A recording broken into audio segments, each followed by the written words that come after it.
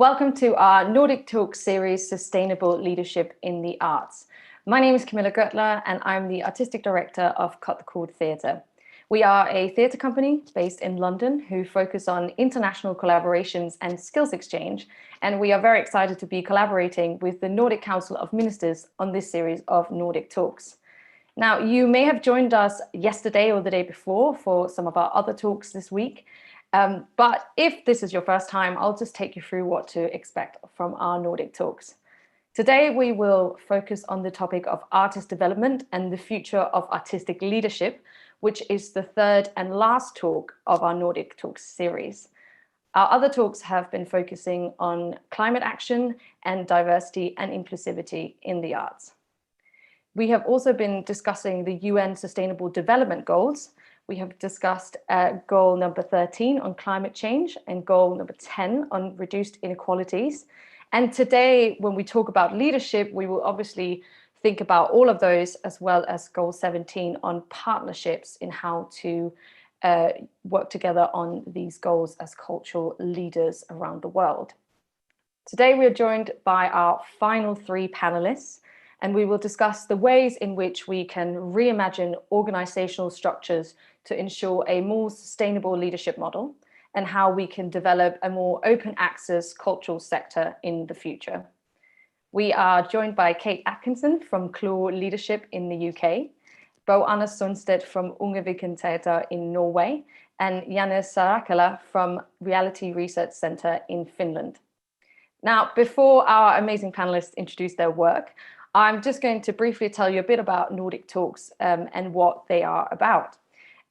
Nordic Talks is a podcast series created recently by the Nordic Council of Ministers, exploring sustainability and sustainable action points for the future in different industries and sectors around the world, also in relationship to the UN Sustainable Development Goals. They support and commission talks and events like this one today. And so you might find some of our talks, either this one or the others, or all of them on one of their future podcasts. So they are really worth listening to. How this talk on artist development and the future of artistic leadership will work is that in a moment, I will hand it over to our panelists who will introduce themselves and their work. And then we'll go into our discussion. Our discussion today focuses on the topic of the talk and also on how leadership fits into this and what the future might look like for cultural leaders and organizations. Then we will open it up to you, our viewers, and you can ask your questions to the panel in our Q&A section. How you can do this is that on YouTube, you can use the comment section and you can ask your questions throughout the whole talk. And then once we get to the Q&A, we will take your questions and ask them to the panel.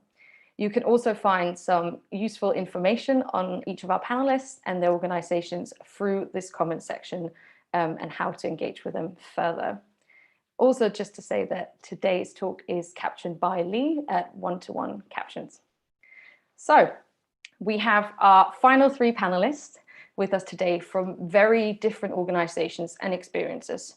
Some focus on artist development, some on cultural leadership, and some on how we can use different and new definitions of leadership in work as artists. So I'm really excited to see what we'll be discussing today in terms of action points and what the future of leadership might look like for the cultural sector and maybe beyond. But before we start our discussion, it's really nice to see you, all of our panelists, and it would be really nice just to hear a brief introduction to you and the work you're doing with your organizations before we go into our discussion. So shall we start with you, Kate? Thanks very much, Camilla. It's really lovely to be here. I'm Kate. I'm head of programs at Claw Leadership. Just to let you know, I'm a pale-skinned woman in my mid-40s. I could do with a little bit more sleep during this pandemic, and my pronouns are she, her. As been said, I'm representing Claw Leadership today, and we're based in the UK. We're an organisation that's been going for just over around 15 years now. And the focus of our work is really about investing and developing the skills and the future of cultural arts and cultural leaders in the UK, but also beyond. And we do that through a range of different programs. We're well known for our fellowship scheme, which has been running for many years, which is a really intensive development program, very bespoke, very individualized for the cultural leaders that go through that. And we have a range of different residential programs that we offer. And more recently, in response to some of the challenges that we're all experiencing through COVID, we've also broadened a lot of the programs that we offer to run online now. So a really broad ranging and exciting range of different programs that we offer at Claw Leadership. And with that comes a rich body of people who've been through our programs, our alumni network, who we draw upon for a lot of the content that we program, but also are kind of going out and making a huge impact in the world of cultural leadership. And today, just to clarify, when I'm talking today about leadership, I'm really talking about those working within organisations, but also those who work outside of hierarchical structure and organisations as well. So it could be both in an organisational context, but also artists working as change maker, agents of change in their sector and practice. So thanks very much for having me today. That's brilliant. Thank you so much, Kate. And I'm really excited to go into exactly your last point of one, cultural leaders in organizations, but also individuals and what leadership might look like for individuals in the future. But before we do that, I'm going to go over to Bo Annas, if you want to introduce yourself. Thank you. I'm also very happy to be here. Well, I'm not sure if I'm very pale-skinned. I might be. Yeah, it's winter time. It's dark outside here in Norway, and it's raining and windy day. So I might be. I'm the artistic director of a project-based theater called Unge Viken Teater. When I say project-based, it means that we actually don't have our own stage. We tour in different venues, and we create theater productions for young audiences. That is 0 to 25 years old. So give or take. What we do is that we see ourselves as a development theater. We focuses on that we're a platform for free speech. So we invite people to take part in our resources and to create new drama in particular. We have a project that is called Young Text, Ung Text in Norwegian, which addresses that in particular, and which has 4 levels. I can get more into that during the talk. But what we're all about is to sort of redefine the hierarchical structures in the theater, and that we are, our mind is set up to make sure that whatever we do, we have to have the structure that fits the art, and not the other way around, which it tends to be.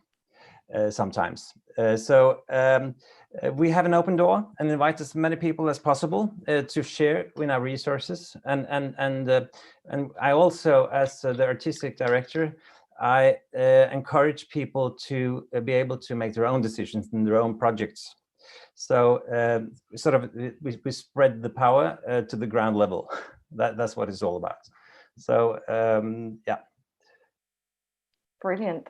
Thank you so much. And we'll go into that as well a little bit later on how you have a less hierarchical structure and how we can make sure that we have more open doors. So thank you, Boanas. And I'm going to go over to Janne. Hi. So my name is Janne Saarakkala. I'm a director, scriptwriter, and a performer, and I'm also an artistic director of Reality Research Center. It was established in 2001 by me and 7 other colleagues, and today it is a collective of more than 40 artists engaged in performative adventures. Our shared aspiration is to observe, question, and renew reality by creating performances. Most of our stuff take place outside of the traditional art spaces. Like, for example, just a week ago, we had a performance that took place in Zoom and also in people's homes. And even though it was a remote performance, it aspired to give physical experiences to the participants about weather and climate.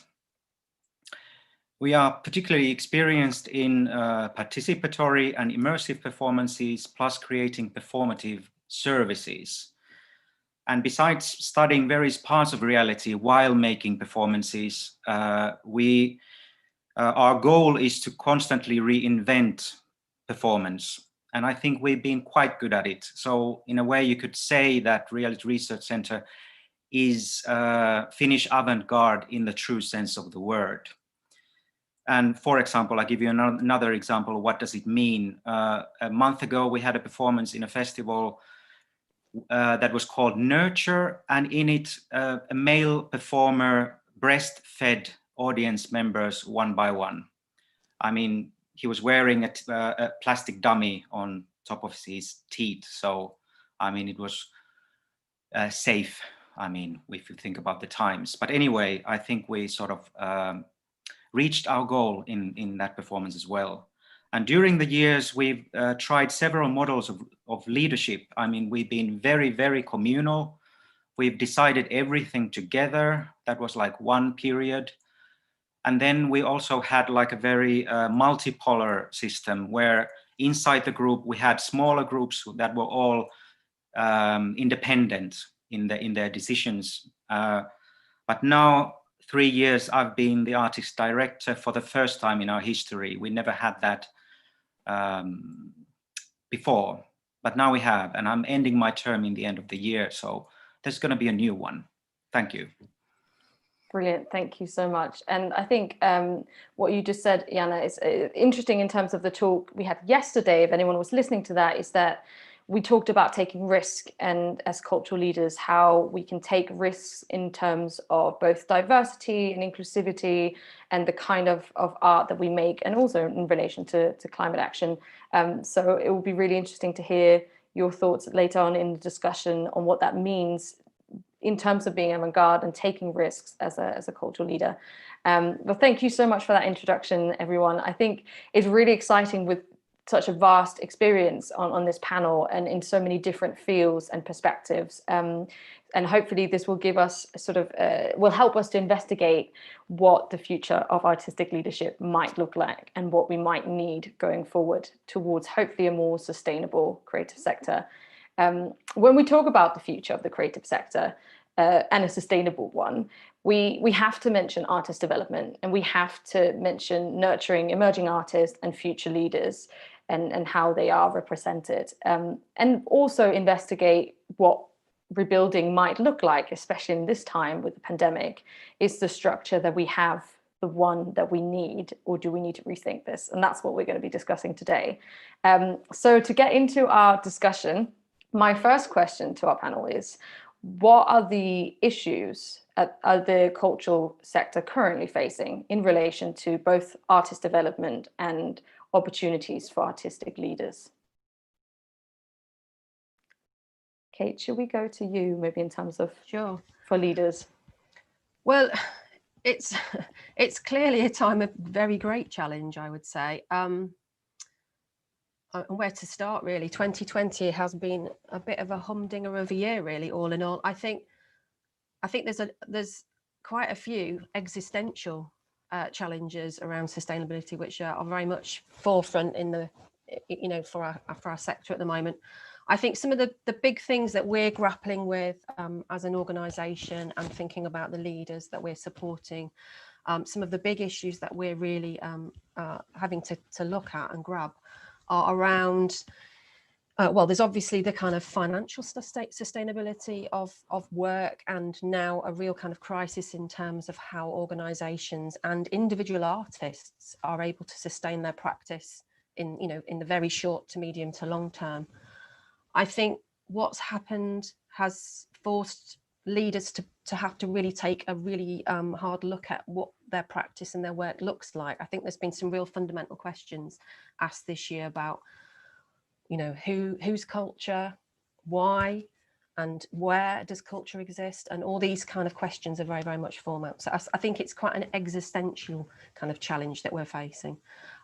Very much a sense of kind of like, who are artistic leaders as well? Where does artistic leadership exist? And whether the distribution of power of artistic leadership is as it should be, and that kind of challenge as well. So that would be some of the main things that we're grappling with as an organisation, but we can see cultural leaders grappling with themselves day to day in 2020.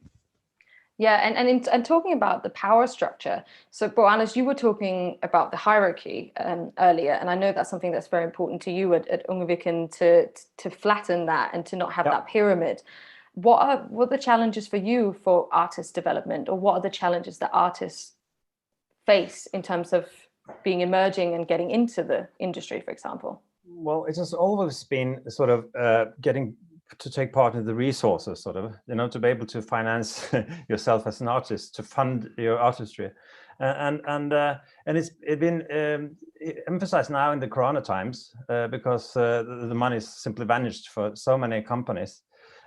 So I feel a great responsibility to keep the doors open and to share resources. And it's about ensuring that diversity, inclusivity, it's all taken care of, sort of. We have to sort of be able to accommodate a lot, perhaps even more people's will or challenge to be able to participate.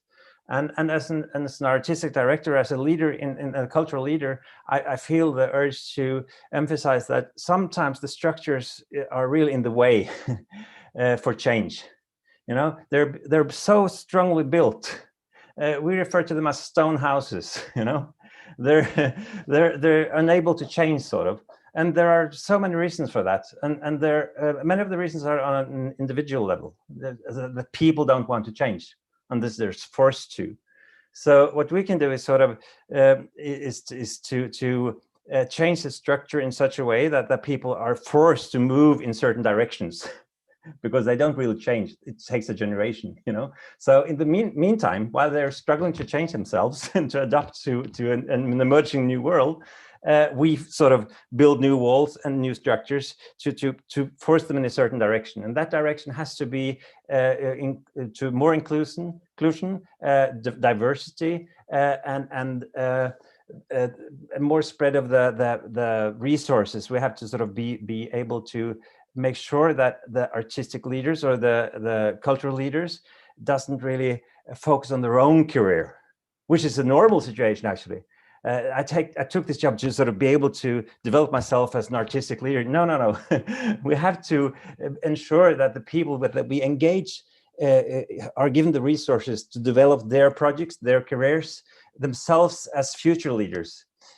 So it's really about to take a step to the side and make sure that there are no structures standing in the way for change, because things are going to change. We can see that now, really.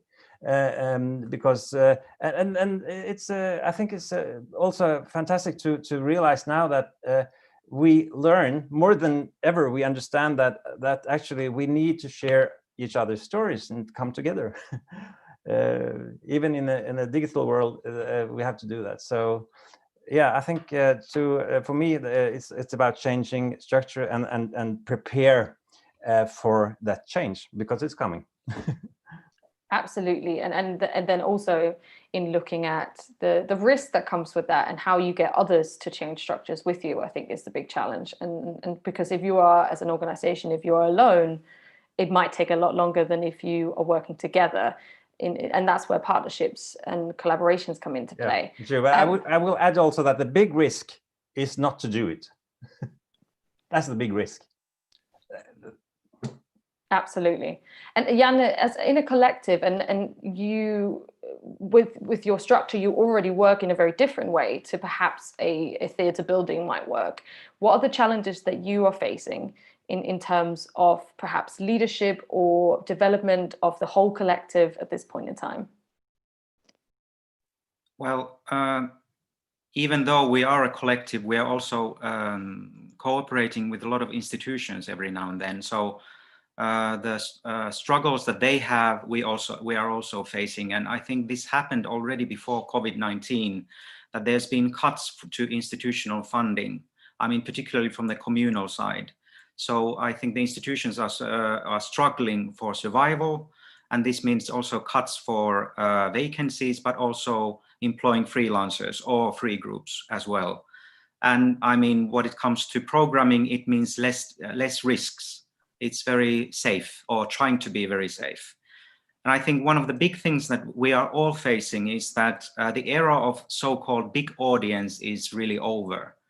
That this big audience is getting older and older, and the youngest generations, they are much more picky in what they want to see. I mean, there's much more variety of what they want to see.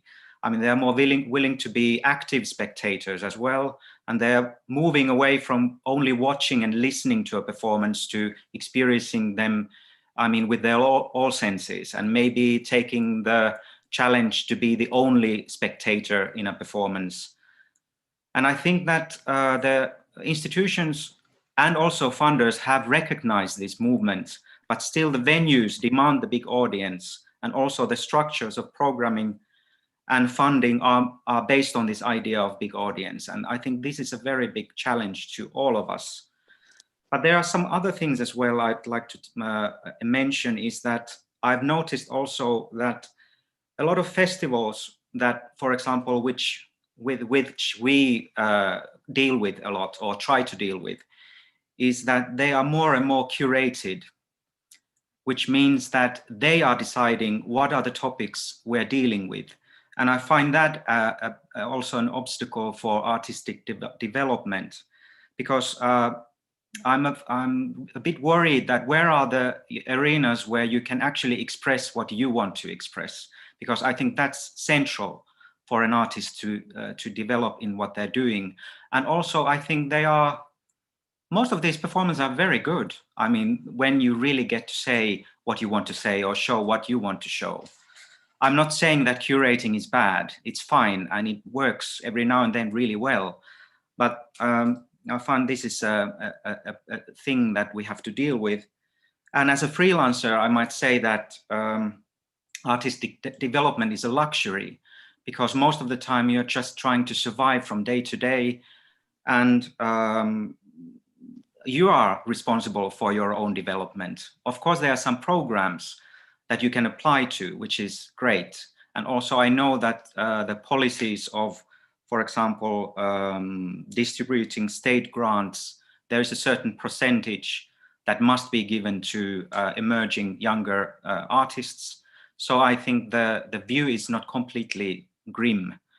We're doing sort of all right, but maybe the last thing is that I think that the artists are more lonely than before. And I can see this in, for example, that fewer of them are applying labor union memberships, and maybe they are also grouping themselves less than before. But then again, I can see that as we are living with the climate change coming, or catastrophe actually, is that, I mean, maybe there are more urgent topics to fight for or to talk about. So maybe people are sort of collecting themselves together with more political stuff than making art. It might be, and of course I think it's essential as well. Absolutely. I think one of the things that's really come from this series of talks is, and the reason we did 3, is that they all come together, and we need to talk about all of these topics to be able to have a more sustainable future in the arts and beyond. So we went on our climate action panel, we talked about the importance of diversity and inclusivity. We talked about the importance of leadership. So obviously we also need to acknowledge that the arts, we do play a really important part in shaping this future and in giving people hope and stories that they can relate to in hopefully a more sustainable future. So absolutely. And I think it's interesting what you say. There is something about the structures, the funding, the things that feels perhaps outside of the organizations and individuals, as well as what an individual and an organization does in their leadership, for example. So it feels like we have to discuss both in order to change the other.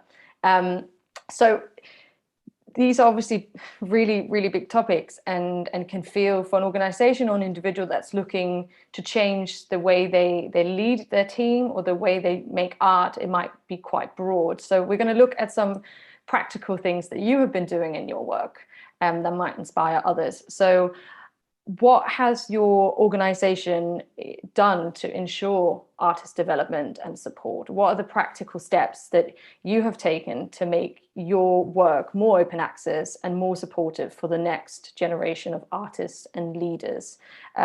Kate, I'm going to come to you because I know you have a lot of programs at CLAW that works on this. Sure, thank you. I think there's support, there's general support that cultural leaders need, whether they're emerging or whether they've been working, for many, many years.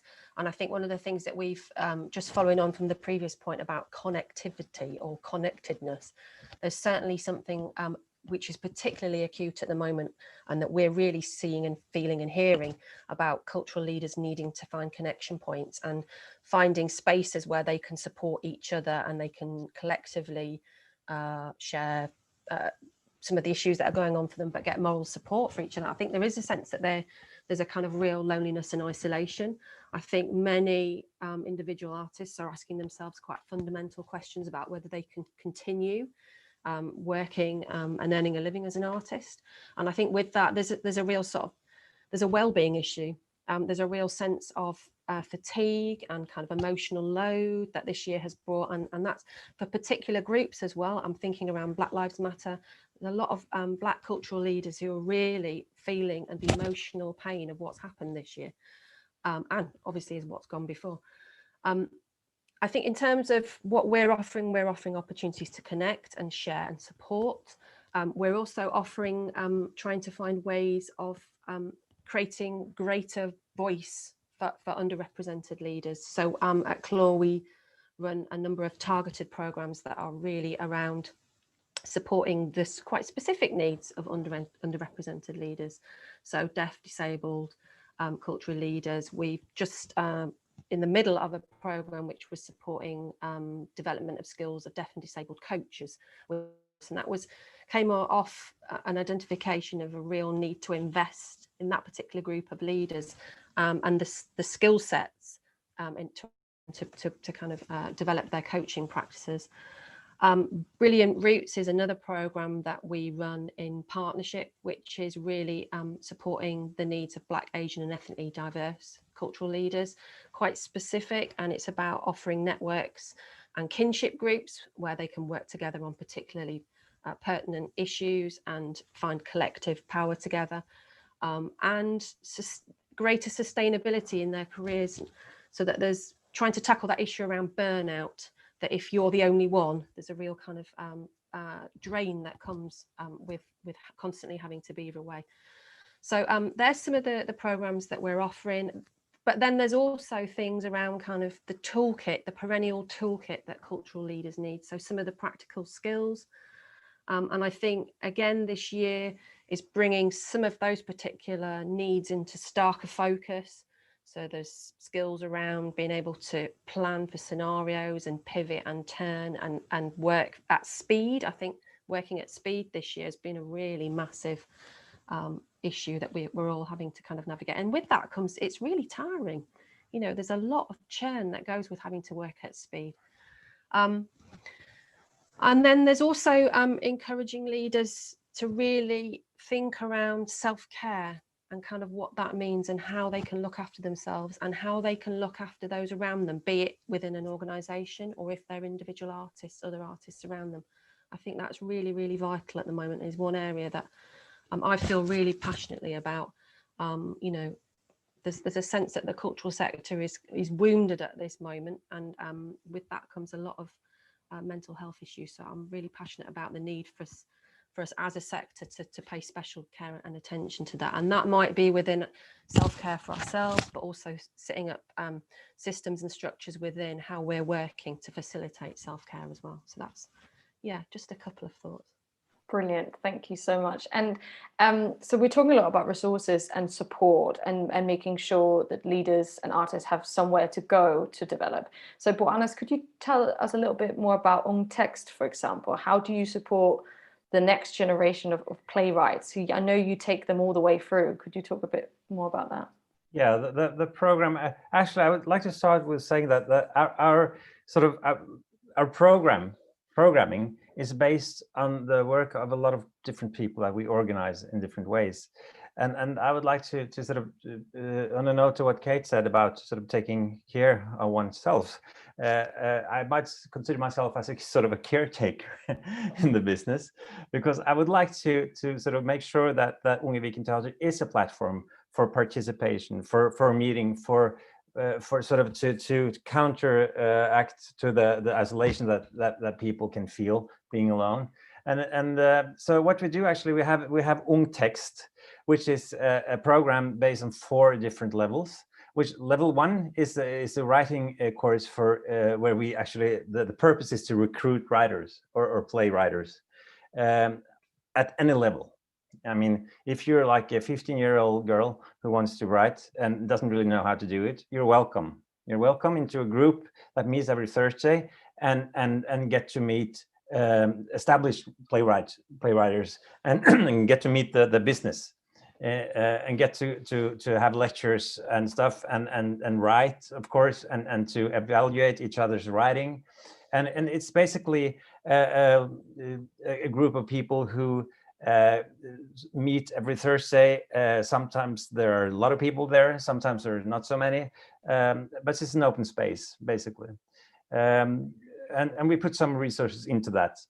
And the next level is we have a writing group that has more demands, sort of a group of more engaged people who sort of set their own rules for their meetings. And there's a third level that we call the debutante program, which is sort of this is sort of a top level.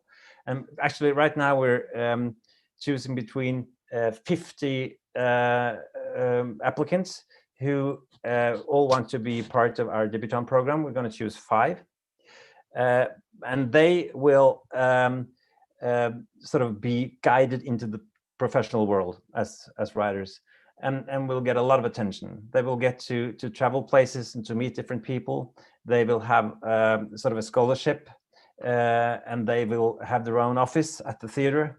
They will be able to take part in all our resources and to have workshops organized with their texts that they write, with actors that we hire.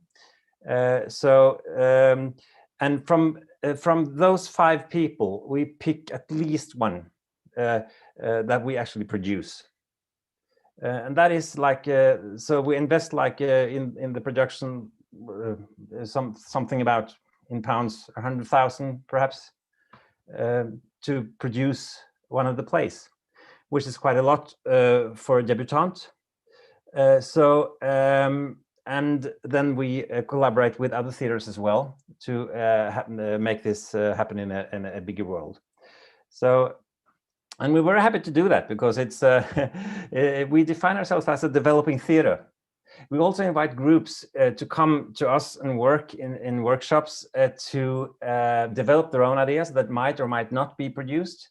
But we have a constant flow of people coming into us with ideas that we nurture, that we give resources, and most of our programming is based on that. So that's our promise, sort of, that we produce new drama. We produce it with the resources that is available and we encourage diversity, we encourage inclusivity, and we encourage people to come from all different backgrounds and sort of go out there and do outreach programs to be able to do that. So this is very important for us. So we're developing a theater that develop new artists and support them all the way through. That's what we do. Fantastic. Thank you so much. And before we go on to my next question, Janne, how do you ensure, in a collective with so many artists, how do you make sure it's still open access and supportive for perhaps newer voices? Well, anyone can apply to become a member of Reality Research Center. So, and we are very aware that we need new blood, I mean, to stay ahead in reinventing performance art. I mean, there must be new ideas. I'm not saying that a middle-aged person cannot invent anything anymore. Yes, you can, but still, I mean, it's good. I mean, we've noticed. And actually, as an artistic director, I'm there to ensure the development and support for the artists. The thing is that we have a rule that when somebody is the artistic director, they are not doing their own artistic work in Reality Research Center. I'm at the moment doing my shit somewhere else than in the group. I'm there to concentrate only on developing the concept and supporting the artists and trying to make sure that they have everything that they need to feel well and to make art in a sustainable way. It's not always easy, but that's what I'm here for. And any member can apply to become an artistic director. So we just elected one. And also, I mean, we're running with a festival in central Finland called Anti-Contemporary Art Festival. It's called Residency Program for Impossible Performance. And that's particularly for non-members. I mean, anyone beginning in their career or anyone who has like a utopian agenda that has, it seems impossible to make such a performance. So we are having an open call actually quite soon for that. So I think these are the ways we try to keep our minds and hearts open for anything that is new and inventive. Brilliant. I think it feels like is such a message of, as a leader, you need to keep the door open and you need to step aside from your own artistic vision in a sense, and your own work, and make sure that others get the opportunity. And this has come back throughout the other talks as well. So I wonder, when we now talk about cultural leadership, what are the ways in which we can reimagine organizational structures to ensure that we have this more sustainable leadership model, that we can have open doors? You talked, Boanas, about changing the structure's direction in a way so that you lead people, the audience perhaps, or artists more through this change. But what are the ways that we can reimagine leadership today? Well, Janne? I would have two examples of initiatives that are already sort of going on, but I find them reimagining at least something. Maybe we haven't invented something that has never been before, but still there is a platform of cooperation in Helsinki called Performance Center. I'm actually the chairman of the admin board, but it was established to organize cheaper working spaces for live art and experimental theater and dance groups in Helsinki. But on top of that, I mean, there is a free lounge where you can come, anyone can come and have a meeting and drink free coffee and tea. And you can hire cheap storage space if you need some. And there's also a collective office, and you can hire a table there and with all the equipment that you might need.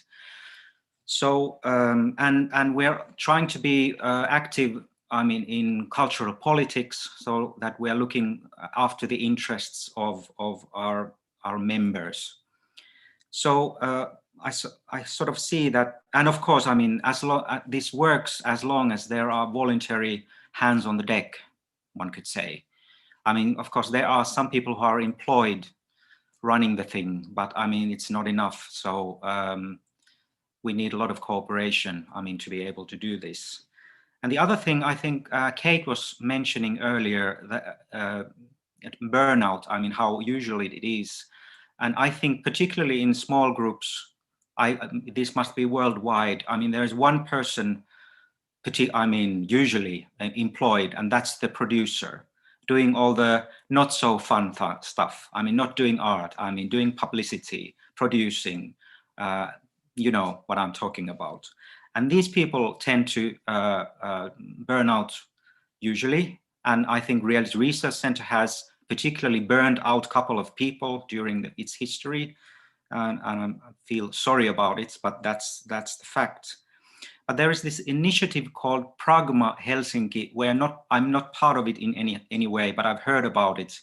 And the idea is that instead of hiring a producer that you can burn out, I mean, in your group, instead of that, you outsource all these services that you need to an office that that has several producers that are specialized in specific things, for example, publicity or selling shows nationally or internationally. And because they are there together, they also get support from one another.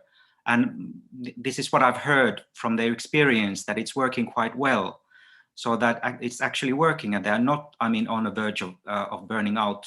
So maybe this is something that we could look into in the future, that the producer is not alone, but it's a group of producers who do the work. So I think this is brilliant thinking. Absolutely. Yeah, and looking at more in a way as a collective, how do you support and not become a sole voice or one person leading? Kate, I was wondering, obviously you've both worked with emerging leaders and more established leaders. What would you say could be a way to reimagine the structures that we have now, or what are the ways that people might be discussing at the moment that they can restructure cultural leadership? I think some of the big topics that are under discussion at the moment are around equity, around who has a voice, who is represented in cultural leadership, about busting through some of the hierarchies as well. You know, some of one of the panelists, I apologize, I can't remember who, mentioned earlier on about the rigidity of existing hierarchies and how there's just no flex, and they're historical, or they might be to do with an individual. So it's about rethinking what the purpose of a hierarchy is and why, and is it necessary. I think right at the outset of this talk, I talked about the fact that for CLAW leadership is not just about people who work in an organization who line manage teams of people. It's about making an impact, creating change in whatever cultural art form or space or practice you work in. And that's really, really important. And I think one thing that we very much see as important is about challenging people's perception of what leadership is, so that they can see themselves, recognize themselves as leaders, and that they feel able and willing and happy to step into that space and that role and find their own version of leadership, because leadership doesn't mean one thing. There's different ways of doing it, and you can find your own authenticity in a leadership role as well. And that's something that certainly within our programs we very much try and nurture and try and develop with individuals, is to encourage them to reflect on their own skills as they emerge as a leader. And then I just think there's things around structures that exist outside of organizations. So we've talked earlier on about self-supporting networks and movements for change, and that's sort of a change to structural, but that's really about people self mobilizing, if you like, and kind of creating their own agenda for change as well. I think that's really important as a challenge to the status quo. Absolutely. And when we look at, so we were talking about structures and hierarchies. So Boanas, with these very fixed stone structures of leadership or the cultural sector, if we break them, what might leadership look like in your mind in the future? Well, I think, like Kay said, leadership is not one thing. It's and it can boil down to an individual's power to sort of lead him or herself.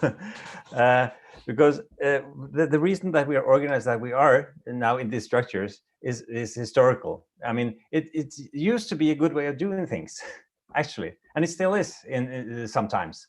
But with the emerging of new ideas, new art forms, and not to mention the digital world, you know, they're simply no longer fit.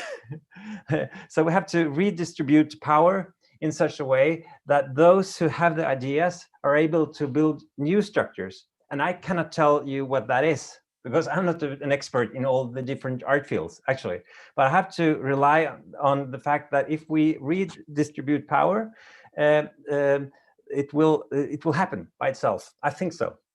because the artists that I know, whether they are actors or something else, painters, whatever, are very keen to use their resources in an effective way, actually, because that's what they're used to.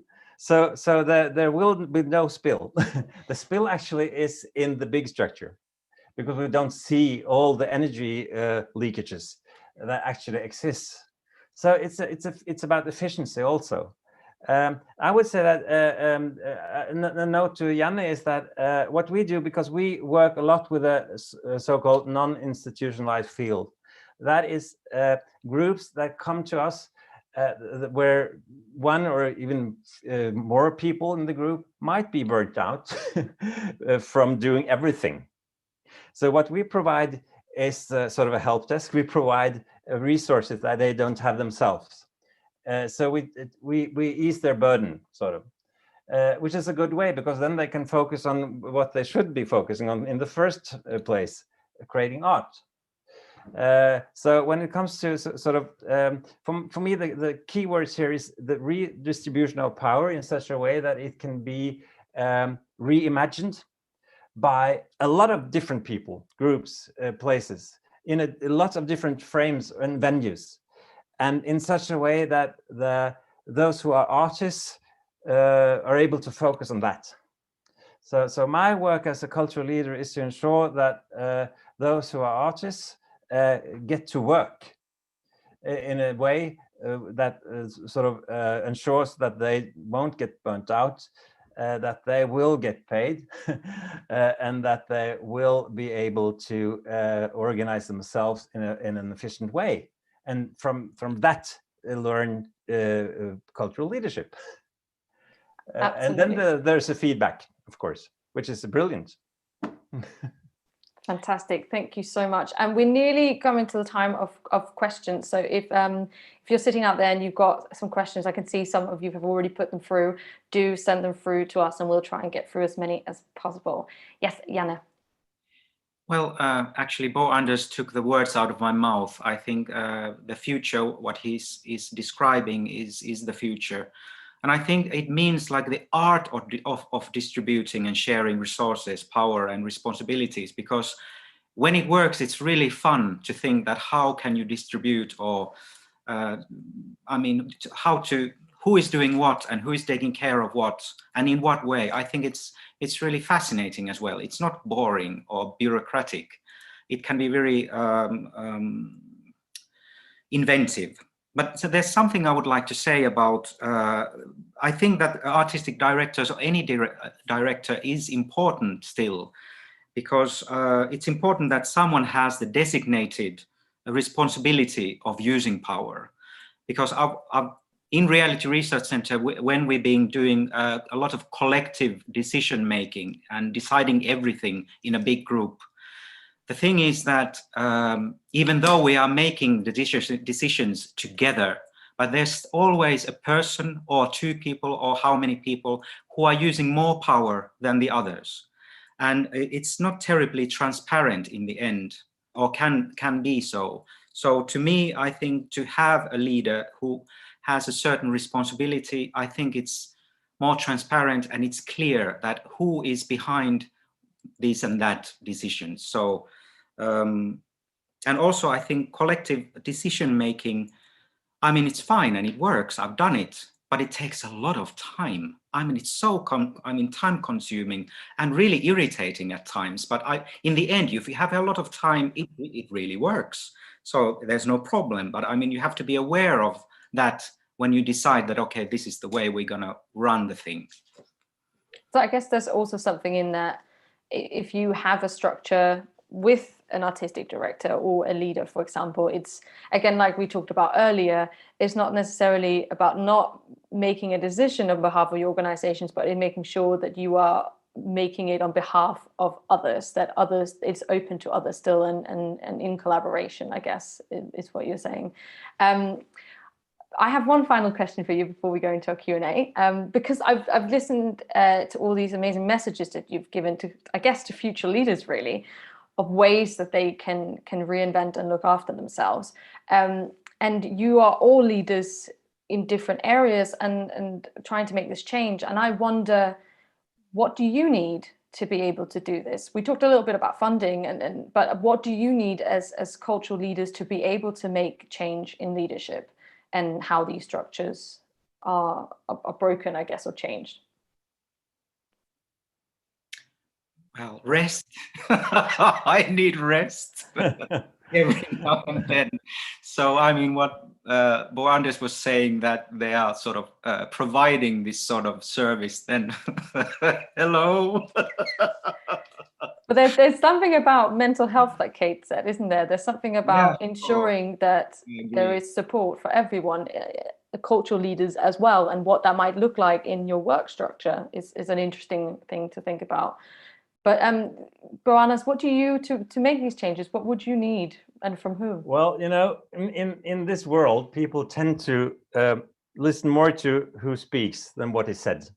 You know, it's you know, it's a power play.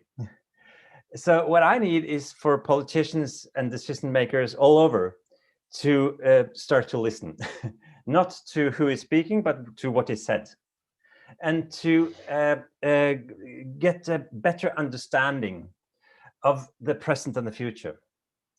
Because the thing is that most of the decision makers in high political positions, they base their decision making on yesterday news, and they actually do. And it takes such a long time to sort of invite them to really listen and to change the decision making based on the new information that is out there, actually. So we all need, actually, for the individuals that are forming the artistic community around us to sort of stand up for themselves, to be given a voice and a microphone, and to sort of empower themselves and emancipate themselves to sort of go out there and claim the space and the resources that they need. And what I can do is to support that idea, because it's not something that we can do ourselves alone, not at all, actually. But we can start a small movement, and then it probably will grow into something bigger, because I'm confident that there will be changes. I mean, there are significant changes right now as we speak, because we had Corona. So we find different ways to meet, and we have to do that because it's in our nature to do that. so it will force itself, and I'm confident that it will happen. And so the hierarchic structures will maybe not, I mean, probably not disappear, but they will be challenged, which is good. And collective decision making can be really struggling, as Janne says. I'm not so much into that. And art itself is not a democratic idea. It's not, actually. But the way we organize art it can be democratic, and that's the whole point. So we the thing that we are participating in now is actually one of the things that is good to do. So keep it going. Thank you, and I'm so glad that you're here. Thank you so much for your thoughts. Kate, shall we go to you? What do you need as an organization to do what you want to do in terms of changes for leadership? Ooh, I've been sitting here pondering this one. It's a really, really big question. I'm not sure as an organisation what I'm answering as an organisation here. I think I'm answering as somebody who leads in the cultural sector. I feel like I need a shift in, and it's a little bit about sort of linked to what Bo Anders was saying, a shift in priorities and emphasis, and that being more upon the human beings involved.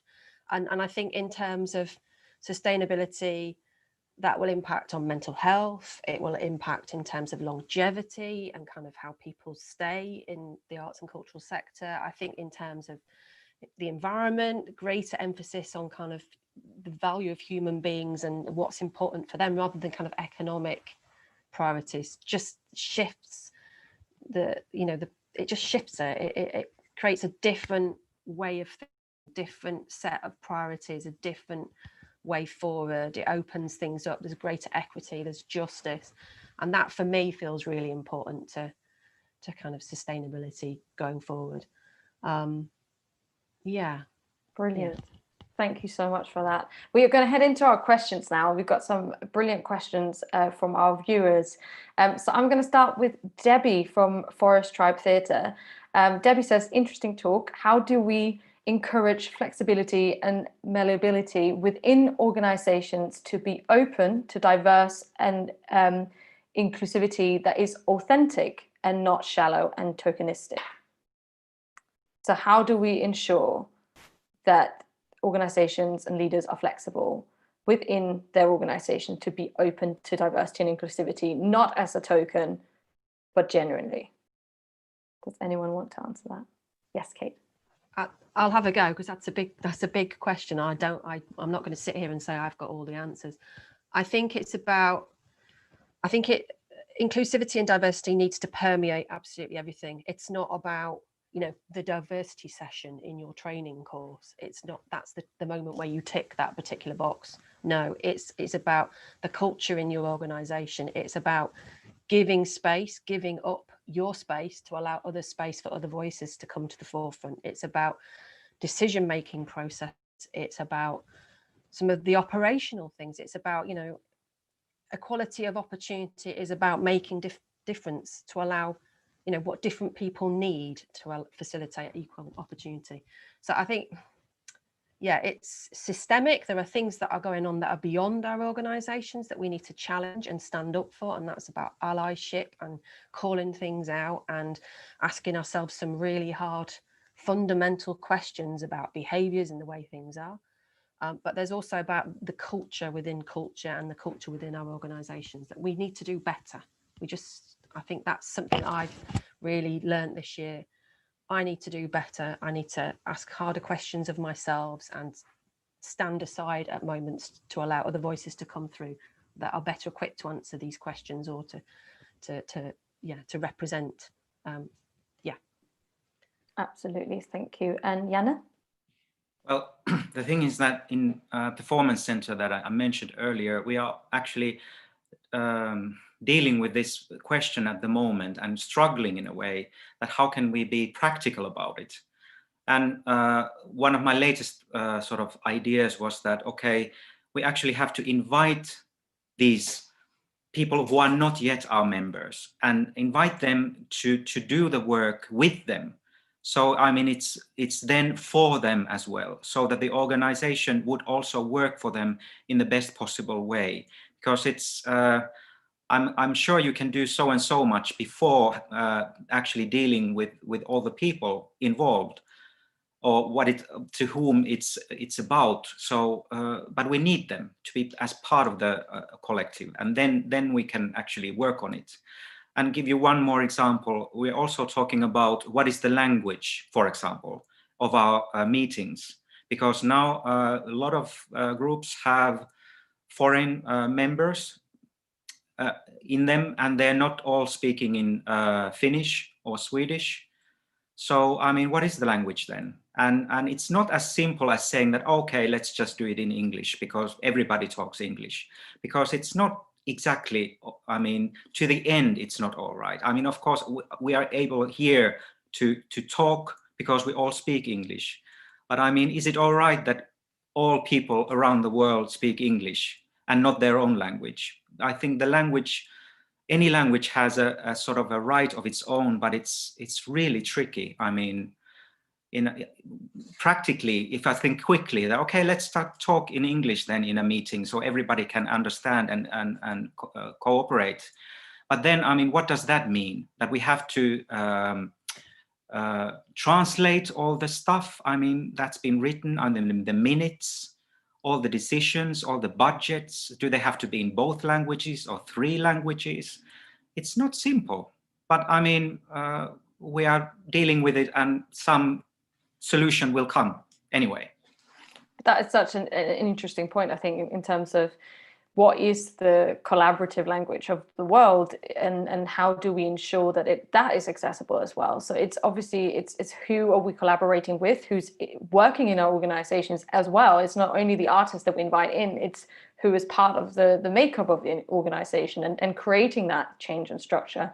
But also, how do we make sure that we are diverse and inclusive in the way we communicate as well, whether that's language or sign language or subtitles, or to make sure that we do think about these things.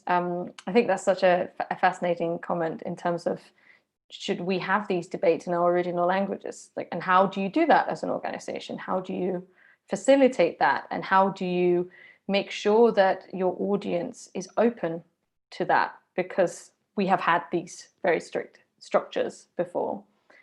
Yes, Boanas. I was thinking, the original question, I think, was how to promote diversity in an authentic way. Well, a simple answer to the question is that the organization itself has to be diverse.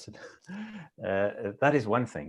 And then you have to have the bird's perspective, because it's not a matter of one institution alone. It's the sum of all the institutions that are out there that have to sort of represent the whole.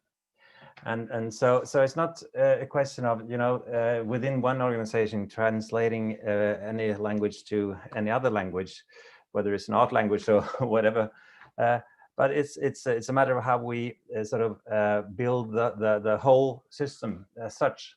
But I think that when we speak about diversity, it's always a question of how do we do it practically, because the theory of diversity is sort of an intellectual discussion, and we will take part in it and feel that, okay, now the work is done.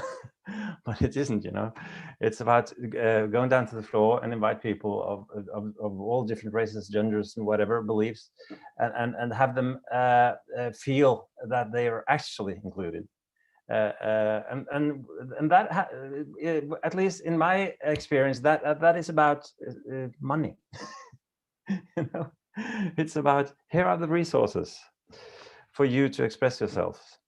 So you can do a lot by sharing resources, but it's not a question that is up to one single institution to answer. But if you have a diverse organization, then you are more likely to promote diversity in your practical work, I think.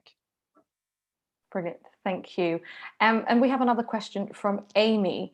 As an emerging artist setting up a new theatre company at the moment, what would be your best tip in terms of creating an environment that promotes sustainable leadership?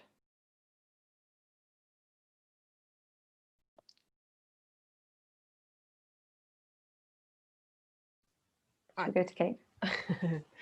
I think it's really important to create an environment and a culture within whatever you're setting up, be it a company or a collective or whatever, that is about sharing of different perspectives, so that creating an ethos that is open, so it welcomes discussion, it welcomes ideas. I think rather than having it closed down, I think it's really, really, really important. And then that is like a seedbed for people feeling like they can step forward into leadership roles in whatever that might look like, in leadership moments, or leadership within a project, or leadership in structurally within the organization, and creating an environment which is really reflective and that promotes learning as well, and that welcomes learning and allows people to feel safe in taking risks around their learning and working through things that they're learning, and so creating that as an ecosystem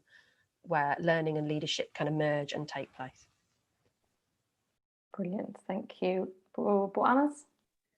Yeah, it's quite a tricky question, actually, because how do you sort of make sure that you have sustainable leadership? Well, I think one of the problems is that the world is full of people who have nothing to say but says it anyway. There's a lot of noise out there, and in such an environment, it's hard to make an informed decision. I mean, informed based on facts, because without facts, we're just morons. We're idiots. We need to have facts. So to have facts, you have to be challenged.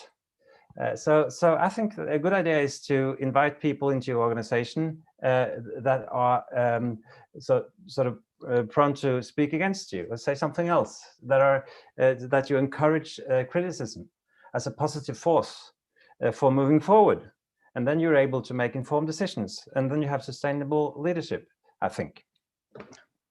Fantastic. And Janne, you wanted to comment on this? I think it's important to discuss power. I mean, that's the start, that you talk about how decisions should be made. And I think it's a good idea to try different models of leadership, that you try something for a year or 2 or 3 years, and then you try another one and see how does that work. So that would be my hint. Fantastic. Thank you so much. And we've got one more question from Hyde, which I think will round up this really nicely in terms of looking after ourselves that we've been talking about, both as leaders of organizations, but also as freelancers. How can we be a gentler leader to ourselves? As a freelancer or artistic developer asking for himself, but I'd also say, how can we be a gentler leader to ourselves, both as individual artists, but also as a leader of an organization of any scale? How can we be gentler? What can we do? I think this is my personal reflection on being a gentler leader to yourself. I think listen to what your body and your mind is telling you. Listen to the cues, watch out for them, respond to them, don't ignore them, and really pay respect to those cues as well. So allow yourself moments where you can recover, where you can get support from people who are important to you, who support you in and around you, be it at work or be it in your personal life. There's all the kind of things around nourishing yourself. So getting enough sleep, which is something that is a challenge at the moment, I'm going to say. Nourishing yourself in terms of sleep, nourishing yourself in terms of things that you get achievement and a sense of fulfillment out of, and that take you out of, you know, the here and now of being a leader and the kind of the constant churn of doing that work. But also feeding yourself, you know, nourish your body in terms of the food that you eat. So they would be my personal reflections from this moment in time, and something that I've lived through and I'm working through. Brilliant, thank you. Bo Anders? Well, I think that it's you have to sort of realize, and most of us know it already, but we have to sort of sit down and think that the most important thing for human beings is other human beings. That's the most important thing. That's why we're into art, because, you know, the stories that we're telling each other, that's the glue that glues us together as individuals. So be focused on that the most important thing for you is other people, not your ambition. Not your ambition, because it can be self-consuming, you know, to have an ambition. But it doesn't really matter. If you're all into your ambition and forgets about the other people, you're going to die of a heart attack or whatever, I'm sure. So take a pause, take a vacation, you know, get enough sleep, as Kate says. It's important, because it's not the end of the world if you doesn't succeed in everything that you set forward to do. Be happy if you manage half of it, which is a lot, because people have so big ambitions. So half of the big ambitions is a lot. So Fantastic. I think it's something about being grateful as well for the things you're doing in that moment, rather than, you know, we in organizations, as freelancers, as individuals, we all have our 10-year plans of where we'd like to be, and I think the pandemic has shown that you can plan as much as you want, but that doesn't necessarily mean that that's going to happen. So it's about being gentler in, like you say, in acknowledging what you have achieved and the interesting conversations and relationships you're having in that moment in time, and they might lead you down to somewhere completely different to that 10-year plan. I'm definitely going to take that advice myself. I might add that sustainability in this sense also is about, you know, how shall I phrase it? To make your goals achievable. I mean, know yourself, know the people around you. I mean, what are they capable of doing? So to have achievable ambitions is sustainable. So it doesn't mean that you will sort of aim for the stars, of course, but then you will land on the moon, which is great. And embrace kindness for yourself as much as for other people. I think Yes, that's a really important one. Yes. Lay off the criticism. Yeah. Fantastic. And Janne, what would be your point for being a gentler leader, or gentler to yourself as a leader? Well, I think Bo Anders and Kate has said so many good things. I have very little to add to that, but I personally, at the moment, I'm having this project that I try to have like 20 minutes during the workday where I'm not in a state of emergency. I mean, bodily, that you just have a 20 minutes to lie down or breathe and relax. I mean, just for a while. I mean, the work doesn't really disappear. It's there, so you don't have to worry. It's waiting for you. So, but still, I mean, it's a simple thing, and it's very difficult to do because how we work and how we should work in a way, it is emergency, and it's not good for anyone.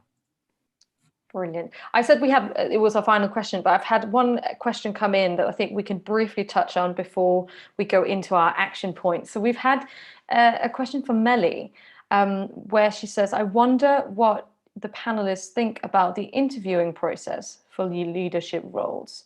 Do they uphold the existing hierarchy? How does one break through the behind the desk intimidation? So looking at how do we recruit the right people for leadership position, and how do we have that interview process so it doesn't hold up the existing hierarchy? What are your thoughts on that to round off our questions with? Well, if I might start, recruiting is very difficult, you know. I've done it in good ways, and I've done it really badly, you know. Actually, to tell you the truth, but the thing is that you can't change people's personalities.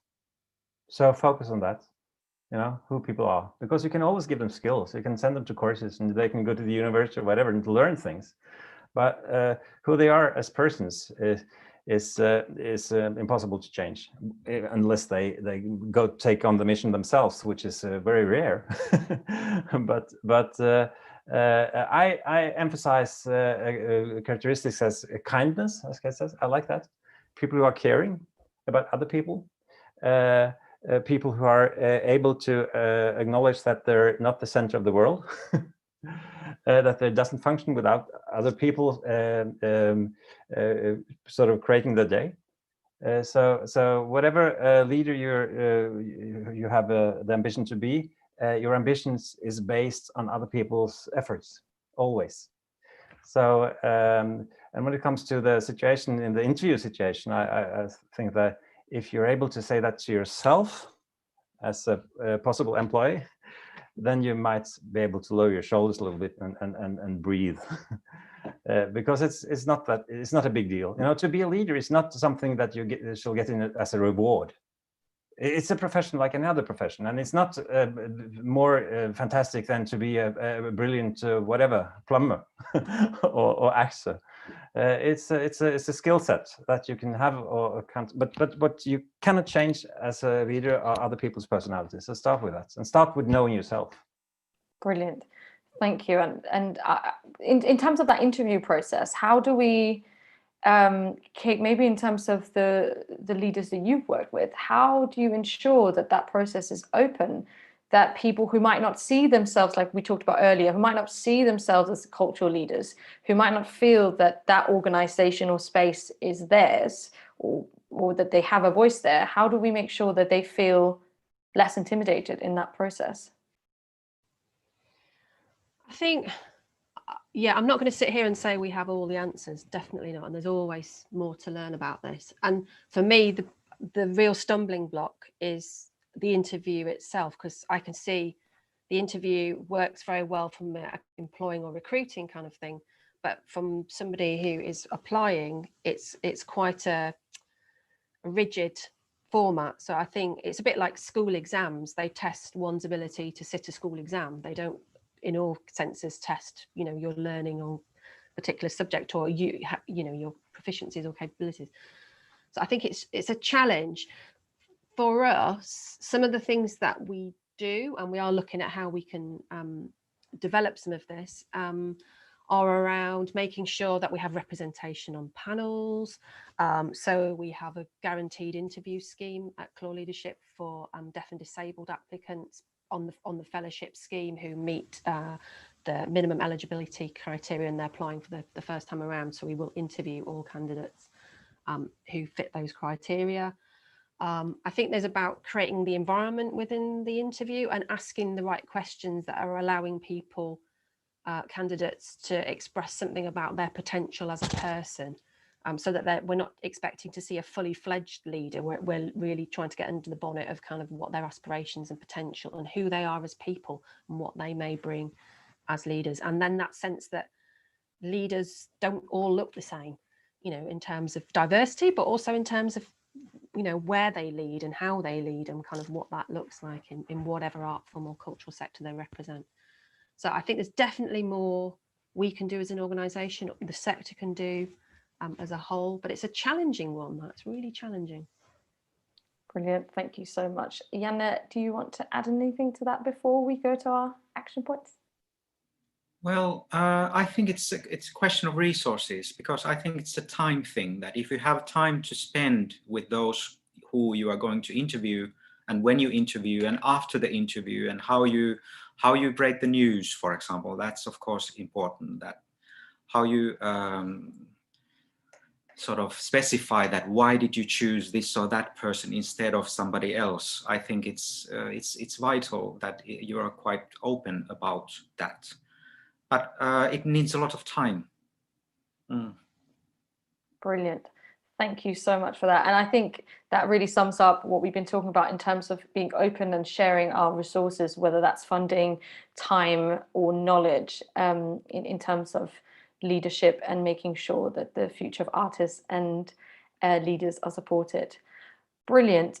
Well, thank you so much to everyone who's given their questions. If we didn't get to your question, I hope that you will engage with our amazing panelists and their organizations after this. Keep asking those questions and let us know your thoughts on what you think the future of artistic leadership could be. So we are nearly at the end of our Nordic talk, but we want to finish with some action points from these insights and reflections that our panel have been giving us. So we've got our action points for everyone watching, for ways in which we can all implement these sustainable leadership goals in the work that we do going forward. So I'm going to ask you, Kate, Boanas and Janne, for one action point each for individuals and artists watching, for how we can act to support artist development and open access cultural sector. Shall we go to you, Kate, first? Sure. So my action is for individuals to think about their own context and who they are as leaders, and to think of one moment where they can move over and create space for others, to allow them to take the leadership role up. So it's about making space for other voices and emerging leaders in that sense. Fantastic, thank you. And what would your action point be, Boanas? Well, quite similar to Kate, actually. Step aside. Leave your office to someone else for a while, for a day, a week, a month, a year, whatever. Share. You need to share, and you need to be open about your decision processes. There is nothing secret about it, you know. As long as you can sort of argue for your own decisions in an understandable way, it's all good. But as long when you start to hide things, you get problems. So leave an open door, invite people into your office and let them take over, sort of let them have a thorough look, and step aside. Fantastic, thank you so much. And Janne, let's go to you. Well, don't stay alone. I would ask people to join a collective or an association or a labor movement or whatever. And if you're not happy with the ones that are there already, then establish your own. I know that it's for a freelancer particularly, it's a lot to ask that after a long day of very fragmented work, that you should, on top of that, try to think about the well-being of your whole industry. But still, I mean, I think that's the price of politics, that you have to get involved, otherwise nothing will change. Fantastic. Thank you so much. Thank you so much for those inspiring action points. And I feel it is a real point to action listening to you. And hopefully for everyone watching, whether you are a cultural leader in an organization or a freelancer, or whether you are an artist that want to look at how to change the cultural sector going forward, or do you just want to listen into this, I hope that you've got some action points and ideas to take forward, so we can make sure that all of our work is more open access and sustainable in the future. This is nearly the end of our Nordic talk on artist development and the future of artistic leadership, and our whole event of Nordic talks on sustainable leadership in the arts. So I want to say a huge thank you to our incredible panelists. Thank you so much, Kate and Buanas and Janne, for sharing your time and your resources with us and your ideas and insights. It's been really inspiring to hear what you might think leadership will look like and things, action points for us all to take in the future. I really hope that people will engage with your organizations and your work and take some of these action points future for some collaboration. So thank you so much. Really brilliant to see you. I also want to say a huge thank you to the Nordic Council of Ministers again for supporting and commissioning these series of talks. It's been incredible to have these conversations and to have the space to talk to all these cultural leaders on what we can do to make our industry and hopefully the rest of the world more sustainable and thinking of those sustainable development goals. Remember, they do have their Nordic Talks podcast, which has more talks like this on sustainability in the arts and in other sectors as well. So do give them a listen after this. And of course, again, thank you to my amazing team at Cut the Cord Theatre for working so hard behind the scenes to make this week possible and make sure that we have these important conversations for the future. Also, thank you to Lee at One-to-One Captions for making the event accessible. We've rounded off our Nordic Talks this week with our final Cut the Cord Nordic Talks glitter check. We've been promoting some Nordic bands on our talks to send you off with some Nordic sounds before you leave us. And for this talk on artist development and the future of artistic leadership, we would really like to introduce you to the fantastic Greenlandic band Small Time Giants with their song We Are the Arctic, about giving a voice to and empowering people from Greenland. Small Time Giants is the story about 4 guys starting out as a high school band in South Greenland to then become a critically acclaimed band in Greenland and Denmark. They play highly contrasting emotional indie rock with a passion for creating authentic music about both personal and historic tragedies from Greenland. Small Time Giants was recommended to us by Jakob Forberg at Arctic Sounds, so a huge thank you to them. And again, before we play the music, thank you again so much for joining our Nordic Talk series this week. Whether you've caught all 3 of them or just one, we thank you with all of our hearts for joining these important discussions on sustainable leadership in the arts. As I've said, I hope they've inspired artists and organizations and leaders watching it and everyone else to rebuild back better after the pandemic and making sure that our creative sector is sustainable, both with climate goals, equal opportunities, and better representation of all voices. Let's inspire to act and act to inspire. We hope that you enjoy the music.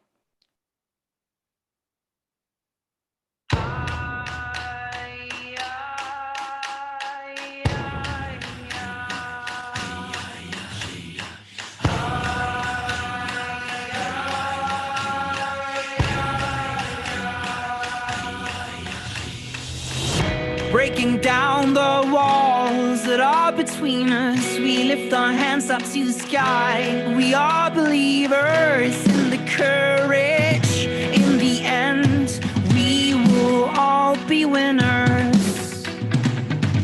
Every day we repeat, we are getting stronger. Let's raise a fist up to the sky. We have the power to give all we have. With the northern lights above us, we are the Arctic. We